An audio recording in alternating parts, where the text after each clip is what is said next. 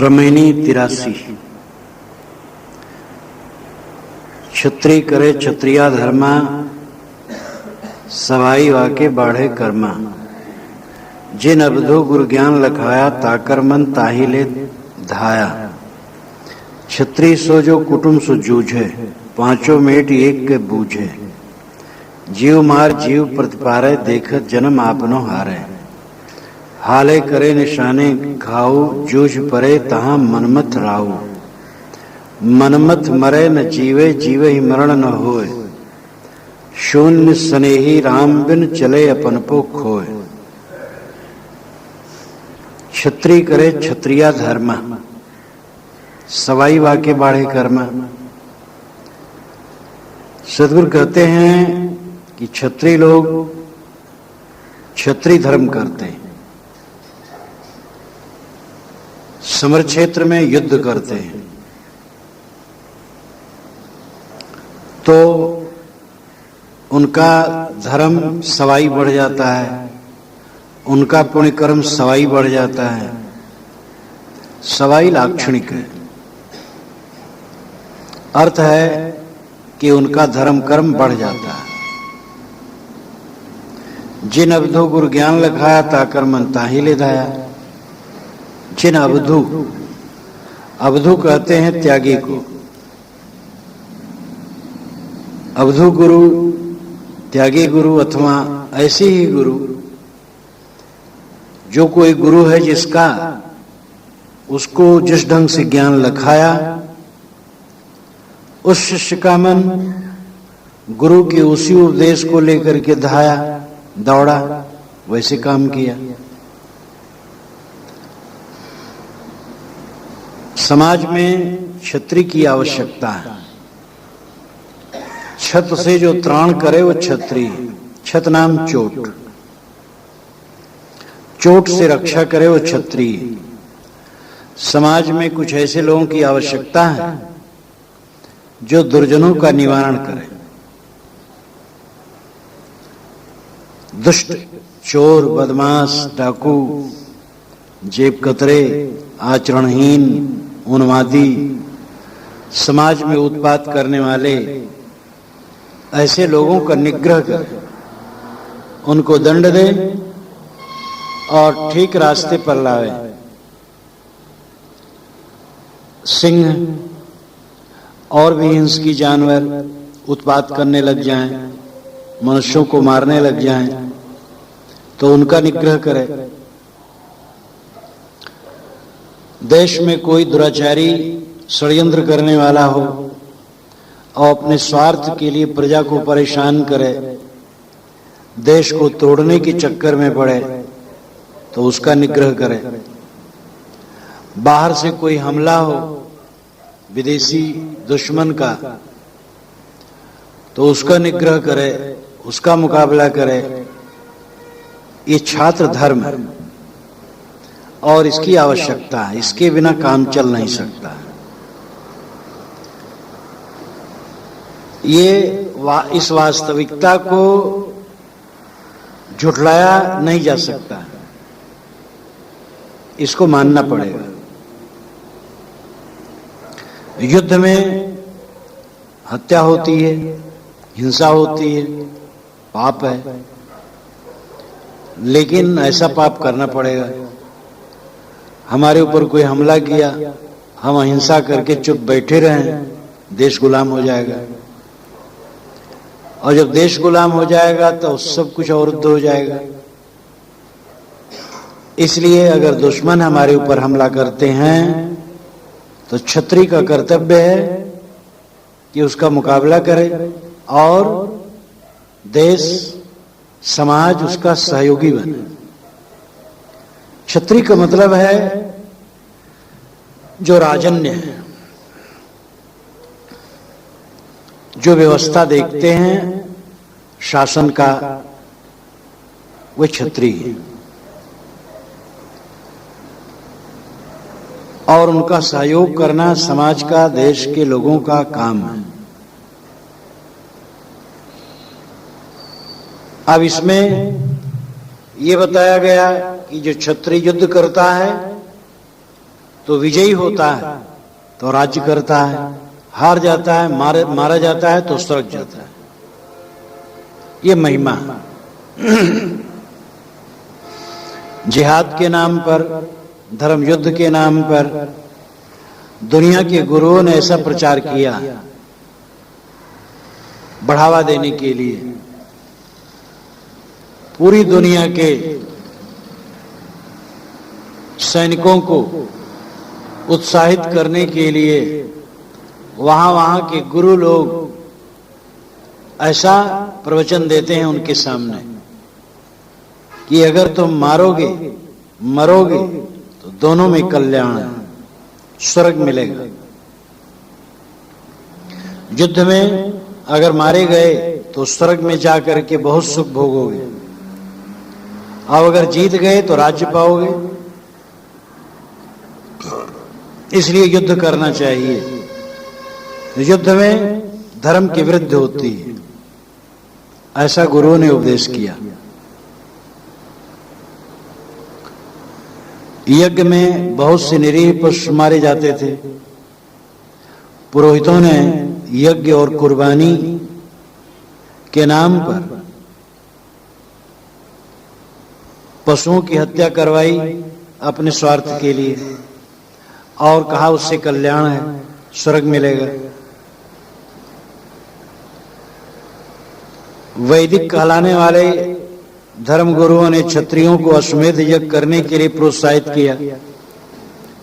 अश्वमेध यज्ञ होता था, राजा अश्व छोड़ता था उसकी पूजा करके, पीछे सेना चलती थी। जिस जिस राज्य में अश्व जाता था उस सब राज्य उसके अधीन हो जाता था।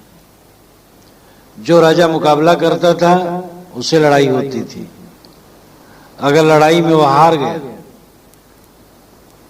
तो फिर उसका राज्य अश्वमेध करने वाले के अधीन।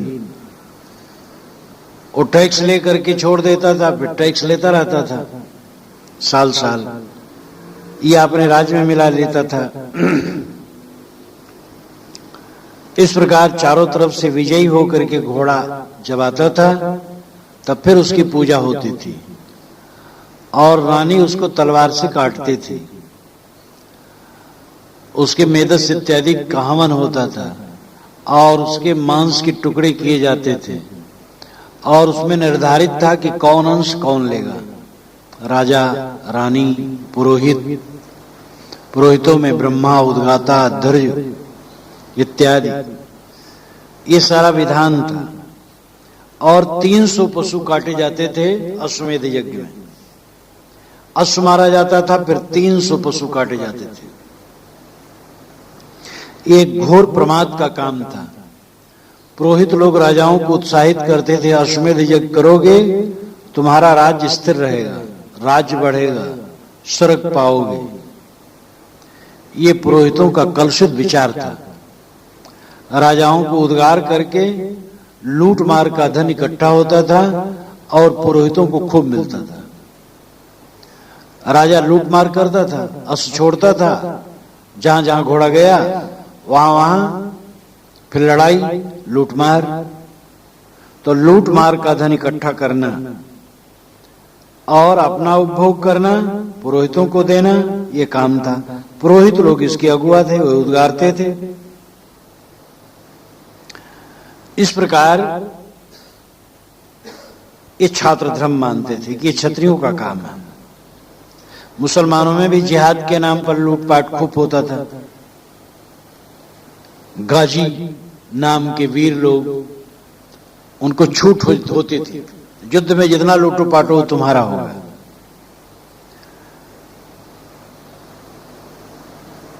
राजाओं के राज का जो बढ़ाने का लक्ष्य था, उनकी राजलिप्सा थी। धर्म गुरुओं ने धर्म के नाम पर उसको खूब बढ़ावा दिया, और इसका अर्थ यह हुआ कि प्रजा तहस-नहस होती थी, खून खराबा होता था और महादुख होता था। महाभारत युद्ध हुआ है, ये विनस्ते विनस्ते हुआ है, एक क्षण में नहीं हो गया। गीता के माध्यम से उसमें कितना कहा गया है कि मारो इनको, कोई पाप नहीं पड़ेगा, आत्मा अमर है। गीता तो पीछे भी नहीं है, लेकिन गीता उसमें रखी गई, इसलिए पुट दिया गया, जिसमें माता, पिता, पितामह, भ्राता, पुत्र, गुरु, पूज्य मारे गए और छल छद्म से मारे गए। उस युद्ध को धर्म युद्ध कहना कहां तक उचित है? और युद्ध के बाद रहता क्या है? विजित ही केवल पीड़ित नहीं होता, विजयी भी पीड़ित होता है। महाभारत युद्ध को देख लो, कौरव विजित हुए, पांडव विजयी हुए। कौरवों का तो विनाशी हो गया, जो थोड़े मोड़े बच्चे जलते रहे, पांडव भी जलते रहे। युधिष्ठिर का अनुताप, युधिष्ठिर तो बहुत ही दुखी थे। युद्ध के बाद जब उनको राज्य मिला है, उन्होंने कहा है, मैं अपने सुहृदों का द्रोही और अविवेकी हूं, वैसे वैसे श्रेष्ठ मित्रों का वध करके अब मुझे जीवन, राज्य अथवा धन से कोई प्रयोजन नहीं। हम लोग लोभ और मोह के कारण राज लाभ के सुख का अनुभव करने की इच्छा से दंभ और अभिमान का आश्रय लेकर इस दुर्दशा में फंस गए हैं। हाय, हम लोगों ने इस तुच्छ पृथ्वी के लिए अवध्य राजाओं की भी हत्या की और अब उन्हें छोड़कर बंधु बांधवों से हीन हो अर्थभ्रष्ट की भांति जीवन व्यतीत कर रहे हैं। जैसे मांस के लोभी कुत्तों को अशुभ की प्राप्ति होती है, उसी प्रकार राज में आसक्त हुए हम लोगों को भी अनिष्ट प्राप्त हुआ है। अतः हमारे लिए मांसतुल्य राज को पाना अभीष्ट नहीं, इसका परित्याग ही अभीष्ट होना चाहिए। महाभारत देखा जाए तो युधिष्ठिर का अनुताप अत्यंत है। युद्ध में कभी भी कल्याण नहीं हुआ है। जितने युद्धप्रिय राजा रहे हैं, वे रचनात्मक काम अपने काल में नहीं कर सके, जिसको महान सिकंदर कहा जाता है।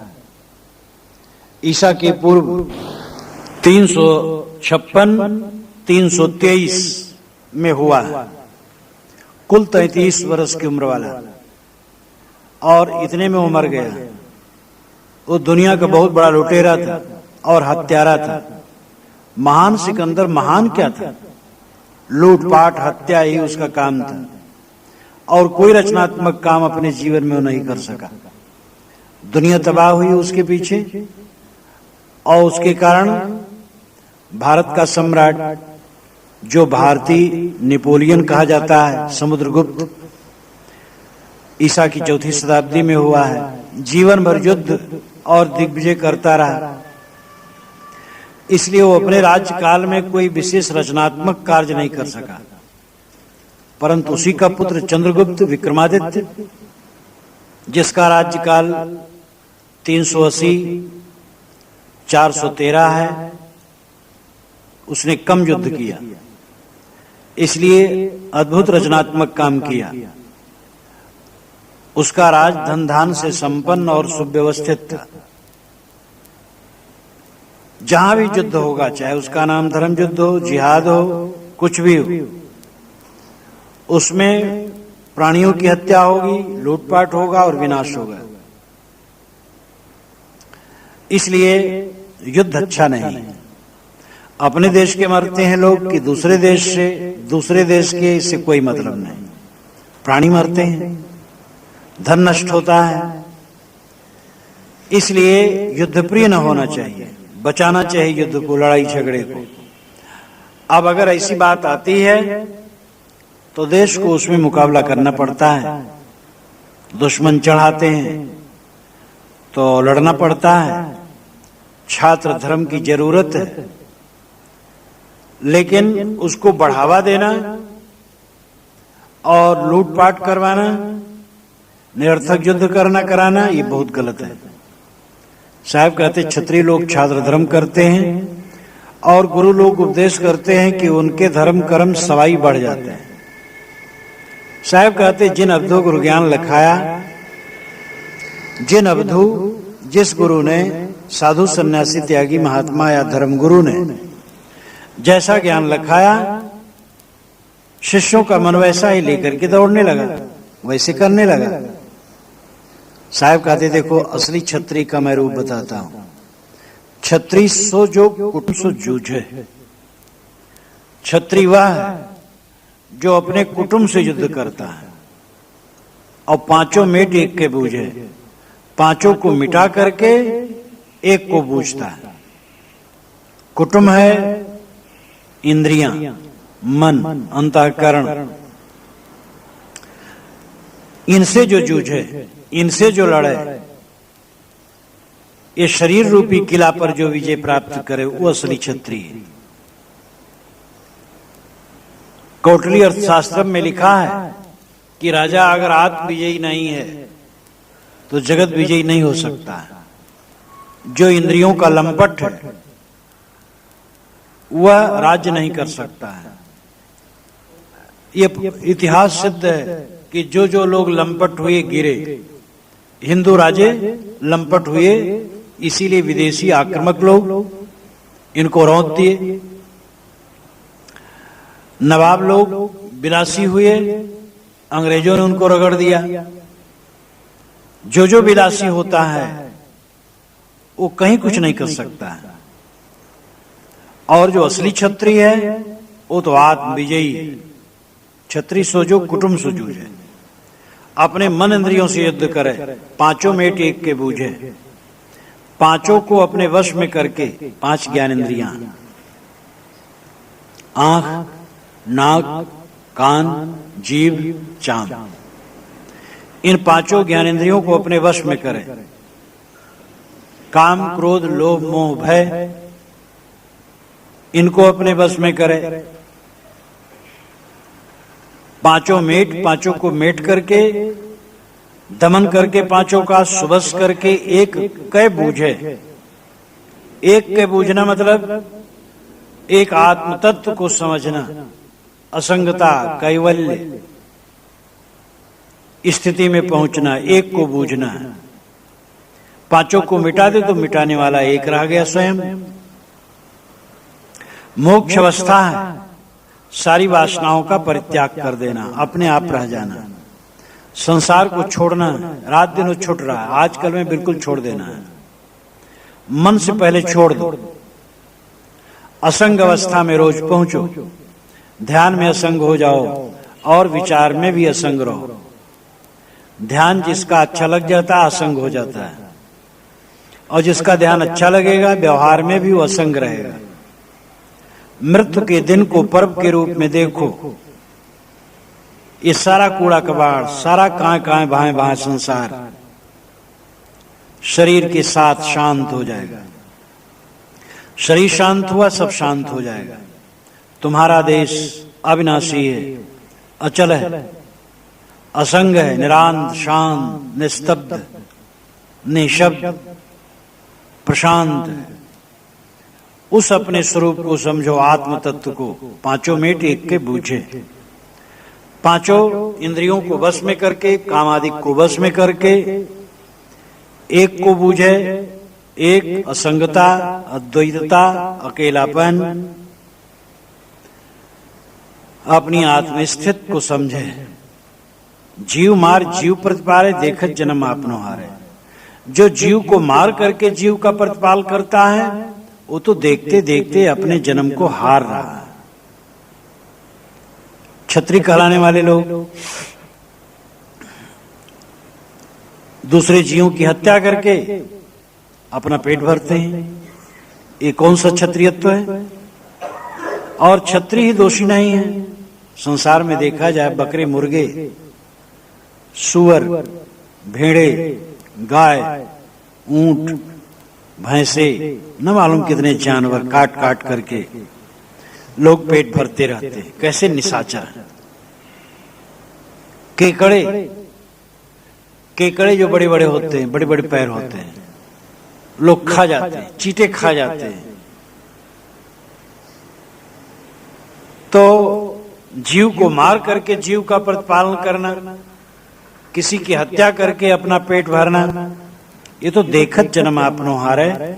देखते देखते अपने जन्म को हार रहे हैं, ये नहीं समझते बूझते भी जीवन को हार रहे हैं। मानव शरीर तुम्हें मिला है, विवेक योनि में हो, जहां विवेक है ऐसे मानव योनि में हो,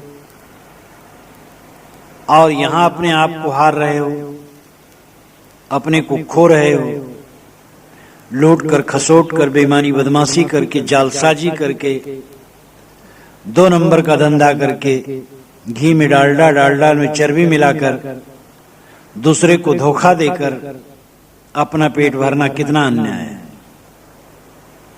जीव मार जीव प्रतिपाले, दूसरे के हक को मारना भी जीव को मारना है, और हत्या कर देना तो मारना है ही।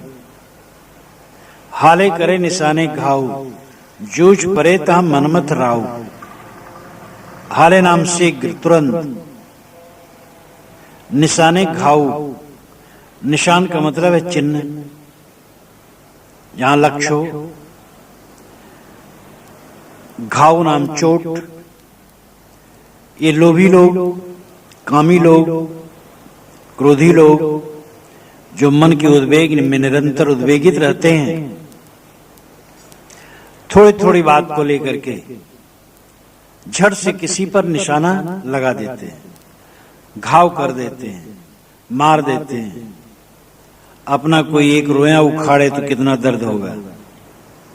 सुई नहीं, जरा सा कांटा चुभ जाए कितना दर्द होता है। जो दूसरे के दर्द को दर्द नहीं समझता है, वो कितना अज्ञानी है, कितना क्रूर है। हाले करे निशाने घाव, शीघ्र ही लोग दूसरे पर निशाना लगा देते हैं, घाव कर देते हैं। जूझ परे ता मनमथ राव। इस प्रकार कामना बस मनमथ राव, राव नाम राजा, मनमथ जो मन को मथ करके पैदा हो, मनमथ। मन के मथन में काम, क्रोध, लोभ, मोह पैदा होते हैं। रूढ़ ये काम के लिए है, क्योंकि काम के बाद ही क्रोध, लोभ और सारे विकार। कामना को जीत लेने पर कोई विकार नहीं रह जाता है। काम जब सफल होता है तो लोभ बढ़ जाता है, और काम जब विफल हो जाता है तब क्रोध बढ़ जाता है। इसलिए क्रोध और लोभ ये काम का परिवर्तित रूप है। लोभ क्रोध अपने में कुछ नहीं, काम ही बदल करके क्रोध और लोभ बन जाता है। इसलिए मनमत काम के बस होकर, कामना के बस होकर बड़े बड़े राजे महाराजे थोड़ी थोड़ी बातों को लेकर के युद्ध करते रहे। जरा जरा सी बात को लेकर के तलवार खींच देते हैं। मनमत मरे न जीवे, जीवे मरण न होए। शून्य सने ही राम बिन चले अपन को खोए। मनमत मरे न जीवे। अगर मनमत मरे और फिर न जीवे तो जीवे मरण न होए, जीव का मरण नहीं होगा। एक छोटी सी पंक्ति में जीवन का सार है। मनमत मरे न जीवे। अगर मनमत मर जाए और फिर न जीवे तो जीवे मरण न होए, फिर जीव को जन्म मरण के चक्कर में न पड़ना होगा। मनमत यानी काम वासना, मैथुन क्रिया की वासना काम वासना है। लेकिन उतने ही में काम वासना सीमित नहीं, तो भयंकर है। लेकिन और उसकी शाखा पर शाखाएं बहुत हैं। पुत्र की इच्छा होना, ज्यादा धन की इच्छा होना, शिष्य की इच्छा होना, मान बढ़ाई की इच्छा होना, सम्मान की इच्छा होना, पूज्यता की इच्छा होना, ये सब काम है। निष्काम चित्त होना चाहिए साधक का, कुछ न चाहना। जो तू चाहे मुझको छाड़ सकल की आश, मुझे ऐसा और हो, सब सुख तेरे पास। सबकी कामना का त्याग, मनमत मरे, काम वासना मर जाए, इच्छा मर जाए, तृष्णा मर जाए, कुछ इच्छा ना हो। स्वरूप ज्ञान हुआ, स्वरूप स्थित मिली, अब क्या चाहिए? अपने स्वरूप में निमग्न रहो, स्वरूप बोध में तृप्त रहो। बस जीवन के लिए 2 रोटी चाहिए, थोड़े से कपड़े चाहिए और कहीं सोने की जगह चाहिए। और आदमी अपनी श्रेणी का कर्तव्य करता रहा, ये मिलते रहे। जीवन गुजर कोई बड़ी समस्या नहीं, बस मन समेट के रखा है। जीवन गुजर में भी कामना न रखे, ये खाऊं, ये पहनूं, ये मिले, वो मिले। जो मिले उसमें बर्ताव कर ले और अपने मनमत को मारे, मन में उठी हुई वासनाओं का ध्वंस करे। अगर मनमत मर जाए, लेकिन साहब शर्त ये रखते हैं, न जीवे, फिर न जीवे। ऐसा सावधान रहे कि जीवन भर मनमत न जिए, जीवन भर काम वासना, जीवन भर मोह वासना न उठे, ये मृत्यु ही हो जाए तो जीव ही मरण न हो, फिर जीव का मरण नहीं होगा, यानी जीव अजर अमर स्थित को प्राप्त कर लेगा। शून्य स्नेही राम बिन चले अपन पुख हो। साहब कहते लोग शून्य के स्नेही, इसलिए राम के बिना वह अपन पुख हो करके चले गए, बह गए। शून्य स्नेही, शून्य के प्रेमी। ये दृश्यों में प्रेम करना शून्य का स्नेही होना है। सारा दृश्य अंत में शून्य हो जाएगा। हमारा बचपना शून्य हो गया, तरुणाई शून्य हो गई, जवानी शून्य हो गई, अधेड़ अवस्था भी शून्य हो गई, बुढ़ापा आ गया, सब कुछ शून्य होता चला जाता है। जो दृश्य सामने है उसके प्रति मोह, शून्य का स्नेही होना है। आदावंते जन्नास वर्तमाने अब तथा, जो आदि में ना हो, अंत में ना हो, वर्तमान में भी जानो वैसे ही है। शरीर पहले नहीं था, आगे नहीं रहेगा, इसलिए वर्तमान में होते हुए भी मानो नहीं है, ये भाव होना चाहिए। लेकिन शून्य के स्नेही, माया मोह के मोही राम बिनु, राम को पाए बिना चले अपन पो खोए, अपन पो अपना स्वरूप भाव खो चले। अपनपो का मतलब होता है अपने आप का अस्तित्व, स्वसत्ता। दूसरा अपनपो का अर्थ है दुनिया के पदार्थों में अपना मानना, अहंकार करना, उसका त्याग बताया गया है। और जो स्वसत्ता है उसमें स्थित होना। जो अपना नहीं है उसको अपना मानना, वो अपनपो बंधन है। और जो अपना स्वरूप है उसको अपना मान जान लेना कृतार्थ अवस्था है।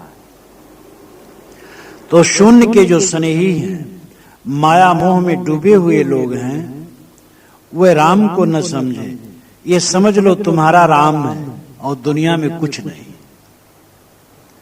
तुम्हारा राम है और राम को भूले हो, और दुनिया की जितनी चीजें तुम्हारी नहीं हो उसमें चिपके हो। यही दुर्भाग्य, यही उल्टा है। जो निश्चित को छोड़ करके अनिश्चित को पकड़ता है, तो निश्चित को तो स्वयं छोड़ दिया, और अनिश्चित छूटने वाली है। ये शरीर, धन दौलत, मान बढ़ाई, पद प्रतिष्ठा, प्राणी पदार्थ अनिश्चित है, इनका छूटना पक्का है। इसमें मोह कर लिया। और जो निश्चित है राम, जो मुझसे कभी अलग नहीं हो सकता है राम, उसको हम भूल गए। छोड़ तो नहीं सकते, लेकिन भूलना ही मानो छोड़ना है। राम आत्म अस्तित्व है, सबकी अंतरात्मा राम है। उस राम के बोध बिना चले अपन को खोए। ये जीव अपने स्वरूप भाव को छोड़ करके बह गए। एक साखी जीवन में बहुत है। सदगुरु कहते हैं कि क्षत्रिय असली वह है जो कायागढ़ पर विजयी हो, पांचों इंद्रियों को वश में करे, मन को वश में करे, असंग स्थिति में जाए। जो दूसरे जीवों की हत्या करे वो क्षत्रिय नहीं है। ये ठीक है कि व्यवहार में युद्ध की जरूरत कभी पड़ती है राष्ट्र को, और दुष्टों के निग्रह करने के लिए शासन की कड़ाई जरूरी है। एक दिन घोषणा कर दी जाए पूरे भारत में कि अगले 2 सितंबर को कोई कानून नहीं है और कोई प्रतिबंध नहीं, जो कोई कुछ करेगा कोई दंड नहीं है, तो झोला लेकर के चलना कल मुश्किल हो जाएगा। झोला क्या, घर में रहना मुश्किल हो जाएगा। इसके लिए शासन की जरूरत है और दंड विधान की आवश्यकता है।